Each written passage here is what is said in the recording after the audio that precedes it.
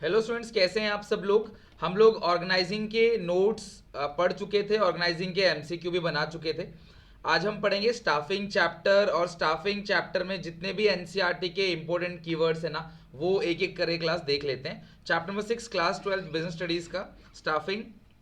और सीयूईटी में direct question यहाँ से सीधा सीधा यही वर्ड लेके क्वेश्चन आपको पूछा जाता है, तो बहुत अच्छे से समझना।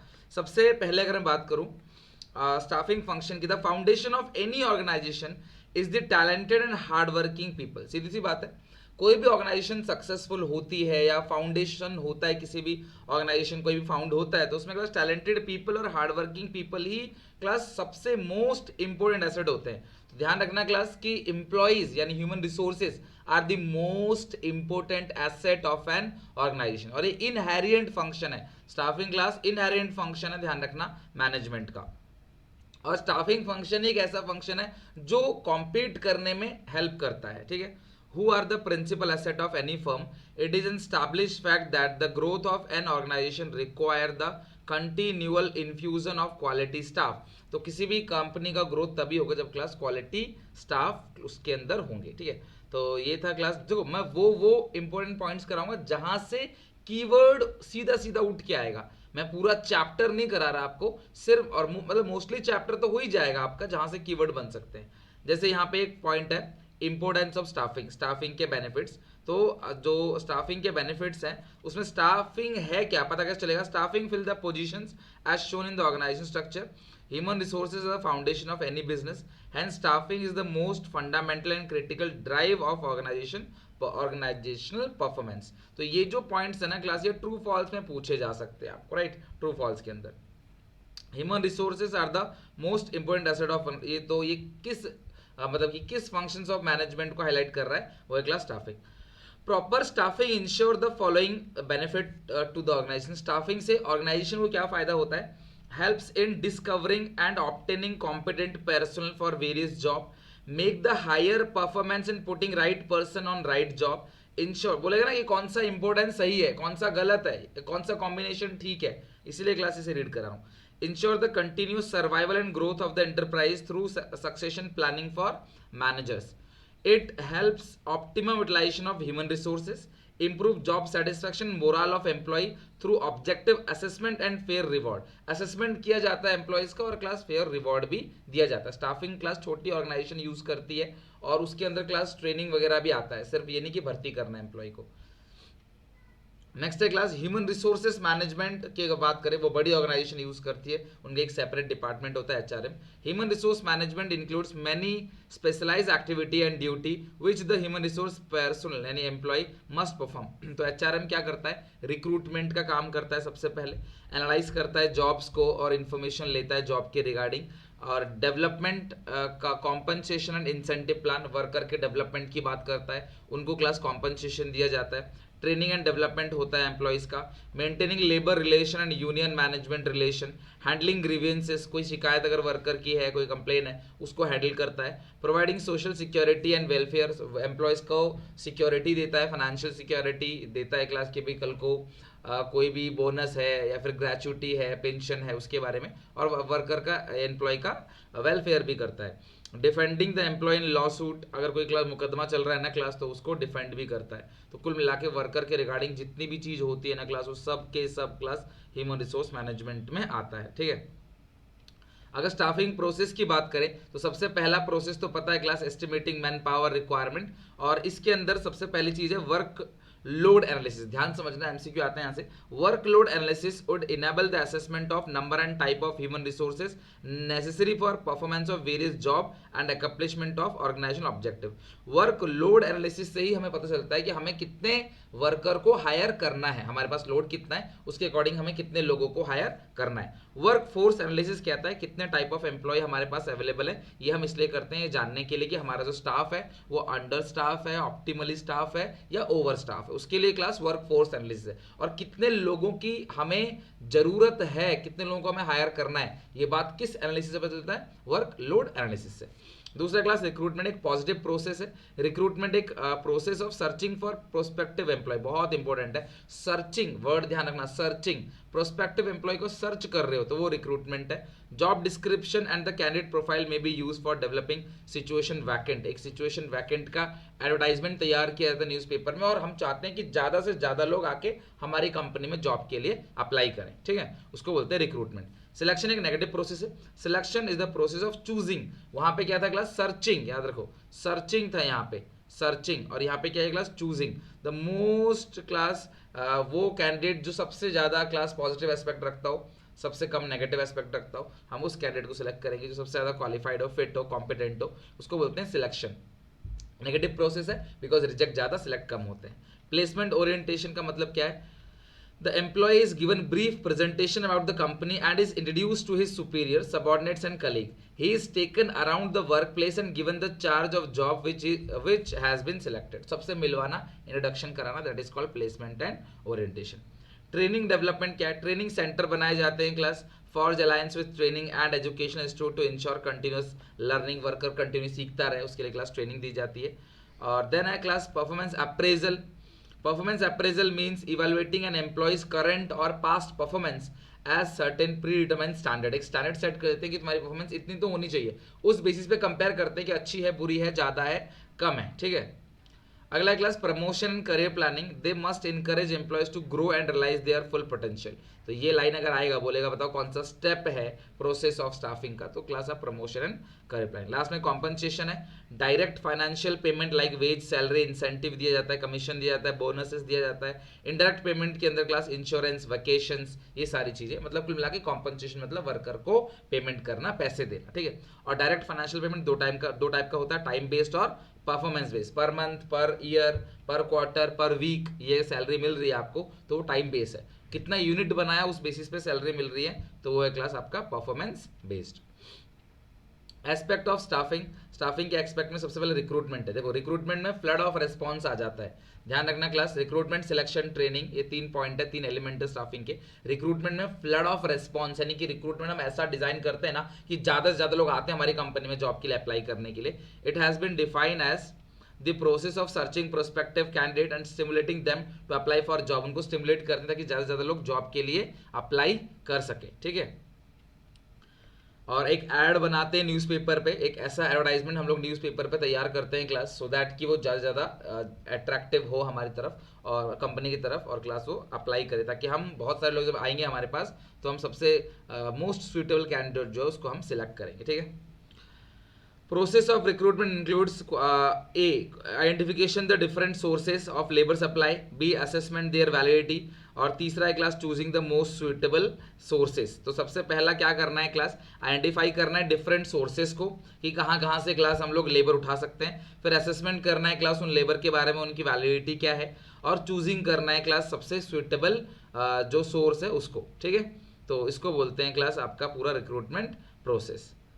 और लास्ट में इनवाइट करना एप्लीकेशन को from prospective candidate for vacancies, तो क्लास इनवाइट करना, सोर्सेज चूज कर लिया, फिर उस सोर्सेज से इनवाइट करना, ये ध्यान रखना रिक्रूटमेंट के सोर्सेज।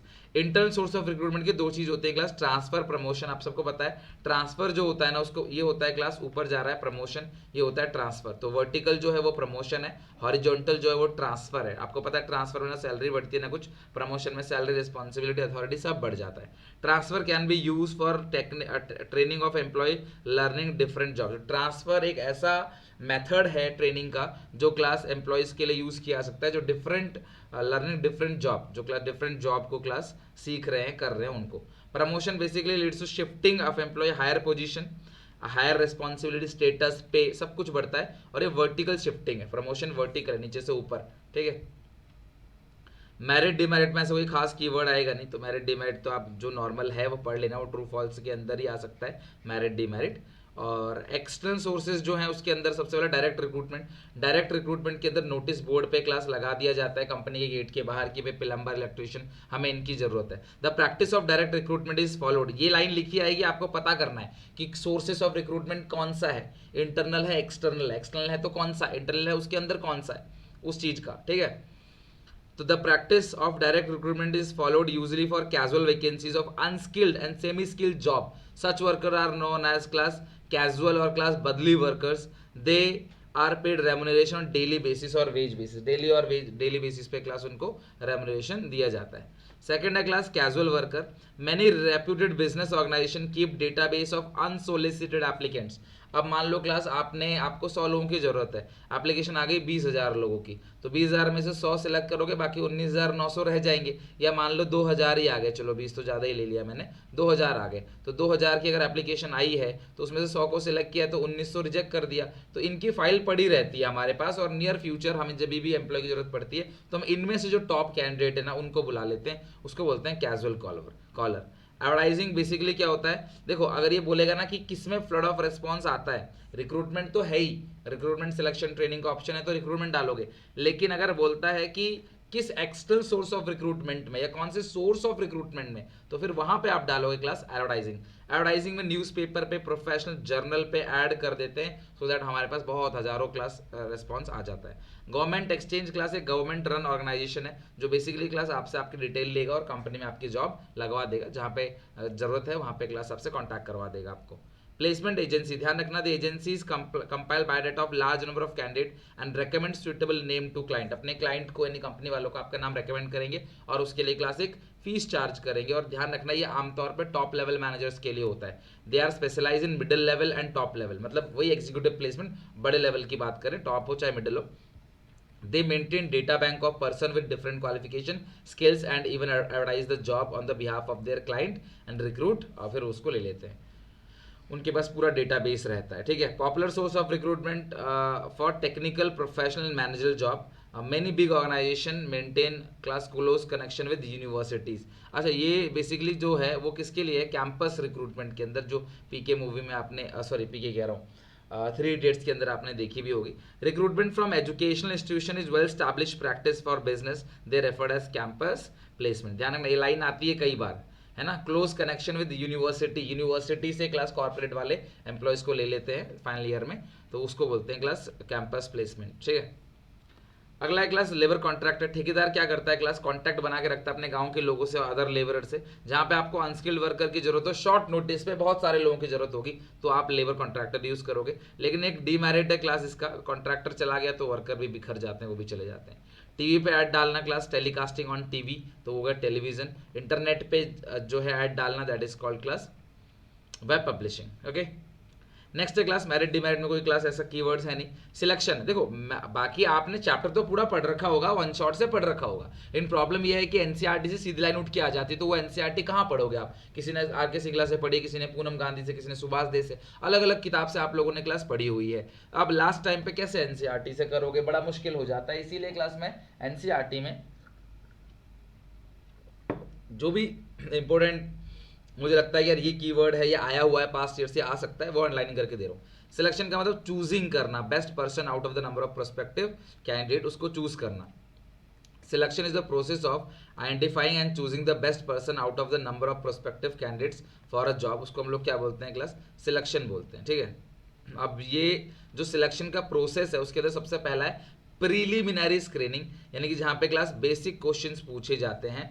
और प्रीलिमिनरी स्क्रीनिंग एक ऐसा स्टेप है जहाँ पे एलिमिनेट किया जाता है अनक्वालिफाइड और अनफिट जॉब सीकर्स को based on information supplied in application form. Reject किया जाता है क्लास मिसफिट, जो भी क्लास मिसफिट एप्लीकेशंस हैं उनको रिजेक्ट किया जाता है। अगला सिलेक्शन टेस्ट, एक टेस्ट क्लास पेन पेपर पे होता है, पेंसिल टेस्ट होता है, और एक एक्सरसाइज होती है जहाँ पे क्लास टेस्ट लिया जाता है, बहुत इंपॉर्टेंट है, मतलब मैं ये कह सकता हूँ इस टॉपिक से पेपर में क्वेश्चन आएगा। तो इसके अंदर क्लास इंटेलिजेंस टेस्ट होता है, बेसिकली ये क्या चेक करता है, एबिलिटी, डिसीजन मेकिंग एबिलिटी क्या है आपकी, आपका आईक्यू लेवल क्या है, ठीक है। अगला है aptitude test, potential of learning new skills, नए स्किल्स को आप, पोटेंशियल क्या है नए स्किल्स को सीखने का, ठीक है। अगला है पर्सनालिटी टेस्ट, उसके इमोशंस को, उसके वैल्यू सिस्टम को चेक करने के, ध्यान रखना वैल्यू सिस्टम इमोशंस को चेक करने के लिए होता है पर्सनालिटी टेस्ट, है ना, और बहुत डिफिकल्ट होता है डिजाइन करना। ट्रेड टेस्ट उसके एग्जिस्टिंग स्किल्स को देखने के लिए होता है। इंटरेस्ट टेस्ट का मतलब क्या है क्लास, कि इन्वॉल्वमेंट कहाँ पे है, कितना है इंटरेस्ट, जहाँ ज़्यादा होगा वहाँ ज़्यादा इन्वॉल्व होगा। अगला है क्लास इंटरव्यू, यहाँ पे क्रॉस क्वेश्चनिंग क्लास आप पूछ सकते हो, कॉन्वर्सेशन होती है क्लास, एक्सपर्ट्स बैठे रहते हैं। रेफरेंस बैकग्राउंड मतलब जिन पर्सन को आप जानते हो, कोई भी हो सकता है, आपके यूनिवर्सिटी टीचर, कोई प्रीवियस एम्प्लॉयर हो सकता है, कोई भी हो सकता है, बड़ा पॉलिटिशियन, है ना, कोई भी हो सकता है। अगला है क्लास सिलेक्शन डिसीजन, फिर डिसीजन लिया जाता है, फिर आपके मेडिकल एग्जामिनेशन होता है, देन क्लास जॉब ऑफर आता है, और लास्ट में है class contract of employment. After the job offer has been made the candidate accept offer and certain documents need to be executed by the employer on the candidate, such document is called attestation form. ध्यान रखना, the form contain details certain vital details about the candidate, उस form को attestation form बोलते हैं। ये question आता है class paper में, और ये किसके अंदर आता है, कॉन्ट्रैक्ट ऑफ एम्प्लॉयमेंट के अंदर, ठीक है। Attestation form will be valid record for future reference, future reference के लिए भी एक रिकॉर्ड बन जाता है। वो फॉर्म तो कॉन्ट्रैक्ट साइन करता है ना एम्प्लॉय, तो एक फॉर्म देता है, उसको बोलते हैं अटेस्टेशन फॉर्म, साइन करके देता है। Training development, if you wish to plan for the life time develop people, ये किसकी बात है क्लास, ट्रेनिंग एंड डेवलपमेंट के अंदर आता है। ऑब्वियसली क्लास ट्रेनिंग देने से एम्प्लॉयज को भी फायदा होता है, कंपनी को भी। कंपनी क्या फायदा होता है क्लास, सिस्टमेटिक लर्निंग है, हमेशा क्लास जो है एम्प्लॉय कहीं ना कहीं क्लास अच्छा सीखेगा और कंपनी को ग्रो करेगा।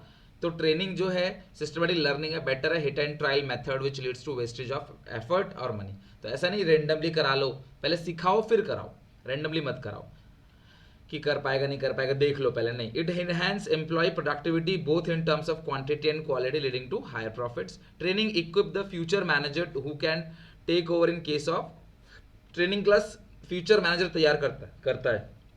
Training employees morale, reduce absenteeism और एम्प्लॉयज टर्नओवर। ट्रेनिंग जो है क्लास एम्प्लॉयज का मोरल डेवलप करता है, एब्सेंटिज्म को कम करता है, और क्लास एम्प्लॉयज टर्नओवर भी रिड्यूस करता है।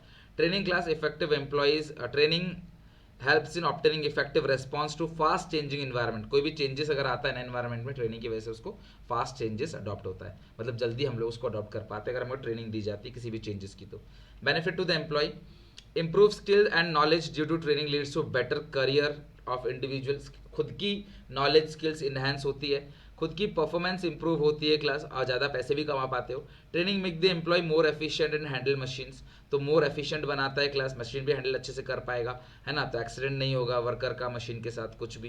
Training increase satisfaction morale of employ, obviously खुद का सेटिस्फेक्शन भी होगा, मोरल जो है वो बढ़ेगा, बिकॉज आप ट्रेन हो तो आप गलतियां भी नहीं करोगे, वेस्टेज नहीं करोगे, ज़्यादा कमा पाओगे, है ना, आप डेवलप करोगे, ये सब। Training is a process of learning new skill, dash is a process of learning new skills and application of knowledge, उसको बोलते हैं training. Education is the process of increasing the knowledge and understanding of employee. It is the understanding and interpretation of knowledge. तो education क्या है class, understanding and interpretation of knowledge, समझना और उसको class interpret करना। Education is broader scope than training, education training के अंदर ही आता है, तो एजुकेशन एक ब्रॉडर स्कोप है। डेवलपमेंट सबसे बड़ा है, refers to learning opportunity design with the help of employ grow. ध्यान रखना क्लास, एम्प्लॉय ग्रो करता है ना तो उसको क्या बोलते हैं class, development. Development refers to learning opportunity design to help employees grow, ये line same to same class पूछा गया था सीयूईटी के अंदर, और ऑप्शन था डेवलपमेंट, ठीक है। तो जॉब ओरिएंटेड होता है ट्रेनिंग, और डेवलपमेंट क्या होता है, करियर ओरिएंटेड। ये मैच द फॉलोइंग के अंदर आ सकता है, job oriented process training, career oriented process development. अब जॉब की बात करें तो ट्रेनिंग के मेथड्स दो हैं, on the job, off the job. Apprenticeship program, on the job में अप्रेंटाइशिप प्रोग्राम यानी कि क्लास जहाँ पे design to acquire higher level of skill, people seeking enter skill job, for example plumber, electrician. इसमें क्या होता है, पहले मास्टर परफॉर्म करेगा, वर्कर ऑब्जर्व करेगा, फिर वर्कर परफॉर्म करेगा, मास्टर ऑब्जर्व करेगा, और एक्सपीरियंस गाइड और ट्रेनर की जरूरत पड़ती है इसके अंदर। ट्रेनर जो है वो पहले परफॉर्म करेगा, ट्रेनिंग देखेगा, फिर उसका vice versa. Coaching, the coach और ये सब क्लास डिलीटेड टॉपिक है जो पहले नहीं था, मैं फिर भी करा रहा हूं आपको। द कोच और counsellor sets mutually agreed upon goal, suggest how to achieve these goals, periodically review the training process. ठीक है, ध्यान रखना, कोचिंग के अंदर क्या होता है, कोच होता है या काउंसलर होता है जो बेसिकली क्या करता है क्लास, आपकी सारी एक्टिविटी पे नजर रखेगा, देखेगा आप टाइम टाइम क्या कर रहे हो, गोल की तरफ जा रहे हो नहीं जा रहे, क्या मिस्टेक कर रहे, सारे एनालिसिस करेगा ये, एंड सजेस्ट चेंजेस, जो भी चेंजेस चाहिए वो क्लास वो बताएगा आपको। Classically the trainee is being groomed to replace the senior manager, trainee को तैयार किया जाता है कि वो सीनियर मैनेजर को रिप्लेस कर सके, तो वो कोचिंग के अंदर। इंटर्नशिप ट्रेनिंग, इंटर्नशिप बेसिकली क्या होता है क्लास, जहाँ पे एजुकेशनल इंस्टीट्यूशंस और बिजनेस फर्म का एक तरीके से कोलैबोरेशन होता है, जहाँ पे क्लास आप जाते हो कंपनी में, कुछ 2 साल 3 साल सीखते हो, ट्रेनिंग लेते हो, पढ़ते पढ़ते आप वहाँ पे ट्रेनिंग लेते हो, तो ये सब क्लास ऑन दी जॉब है, आप पढ़ भी रहे हो, अपनी सीए की तैयारी होती है, 2 साल की ट्रेनिंग भी होती है, पढ़ाई भी होती है। Job rotation, this enable the trainee to gain a broader understanding of all part of the business and how organization as a whole function। तो इसको बोलते हैं जॉब रोटेशन, जहाँ पे आप अलग अलग जगह जाके, से बैंकों के अंदर होता है ना, आपको कैशियर पे मिलेगा कहीं, फिर वो दूसरी जगह मिलेगा employ, job rotation allow trainee to interact with other employ facilitating future cooperating among department. तो ये ध्यान रखना, this function enable the trainee to gain broader understanding of all part of business. जहां पे ऑल पार्ट ऑफ बिजनेस की बात करें, सारे फंक्शंस को समझने की बात करें, वो जॉब रोटेशन है। अच्छा, अब ऑफ द जॉब जो है, ऑफ द जॉब के अंदर क्या आता है, क्लासरूम लेक्चर, तो डिमॉन्स्ट्रेशन किया जाता है क्लासरूम के अंदर, जैसे पढ़ाई आपके स्कूल में होती है ऐसे ही सिखाया जाता है जॉब छोड़ के। फिल्म दिखाई जाती है क्लास, यानी अलग अलग प्रॉब्लम्स के लिए फिल्म बना दिया जाता है क्लास, फिल्म के थ्रू समझाया जाता है। जैसे कई बार आजकल ये भी है, साइंस के कई सारे टीचर जो है सब समझाते हैं, ब्रेन का कोई पार्ट दिखाते हैं, किडनी का, हार्ट का, तो वो सामने क्लास एक फिल्म की तरह चला देते हैं, वो आपको ज़्यादा समझ आता है। किताब में एक फोटो से कुछ समझ नहीं आता आपको, तो वो फिल्म हो गया। केस स्टडी, अलग अलग प्रॉब्लम होगी तो उसका सॉल्यूशन कैसे निकला, अगर ऐसा हो गया तो, अगर ऐसा हो गया तो, अगर ऐसा हो गया तो, वो सारा का सारा केस स्टडी हो। जैसे फौजियों को सिखाया जाता है, अगर ऐसा केस हो गया तो आपको क्या करना है, कोई अटैक करे तो क्या करना है, बमबारी करे तो क्या करना है, बंदूक चलाए तो क्या करना है, तो केस स्टडी बना दी जाती है, टेकन फ्रॉम एक्चुअल एक्सपीरियंस। और ये एक्चुअल एक्सपीरियंस को लेकर क्लास उसकी केस स्टडी बनाते हैं। देखो यार, एक बार ऐसा हुआ था तो हमने ये किया था, एक बार ऐसा हुआ था हमने ये किया था, पूरे केसेस बना दिए जाते हैं। अगला क्लास कंप्यूटर मॉडलिंग, तो ऑब्वियसली क्लास कंप्यूटर प्रोग्राम के थ्रू सिखाया जाता है। Vestibule school basically sophisticated machinery के लिए होता है, जो मशीनरी हैवी मशीन होती है, बहुत महंगी मशीन्स होती है ना क्लास, हाई वैल्यू मशीनरी, तो उसमें इंसान को भी खतरा है, मशीन भी खराब होगी, तो इसलिए पहले डमी मॉडल पे तैयार किया जाता है और तब जाके रेडी जब हो जाता है तो क्लास उसको असली मशीन पे काम करवाया जाता है। हवाई जहाज की बात कर सकते हो, हेलीकॉप्टर की बात कर सकते हो, और ये सब ऑफ द जॉब ट्रेनिंग के अंदर आता है। Programme instruction, this method incorporate class pre-arrange propose acquisition of some specific skills or general knowledge. Information is broken into meaningful unit. These units are arranged in proper way of form and logical sequence learning packages. तो कुल मिला के आपको training देने के लिए ना एक step by step class information बना दिया जाता है, स्टेप बाय स्टेप, और उन इंफॉर्मेशन को कनेक्ट करके क्लास आपको काम करना होता है, उसको बोलते हैं प्रोग्राम इंस्ट्रक्शन। आपको पहला ये, दूसरा स्टेप ये, तीसरा स्टेप ये, इस तरीके से। जैसे मशीन कोई खराब हो गया, आपको ट्रेनिंग देनी है, ट्रेनिंग दिया है कैसे ठीक करना है, तो पहले ये चेक करोगे, फिर ये चीज़ चेक करोगे, फिर रिलेशन देखोगे, तो एक तरीके से क्लास पूरा का पूरा कंप्लीट इन्फॉर्मेशन को छोटे छोटे पार्ट में बांट के आपको सिखाया जाता है।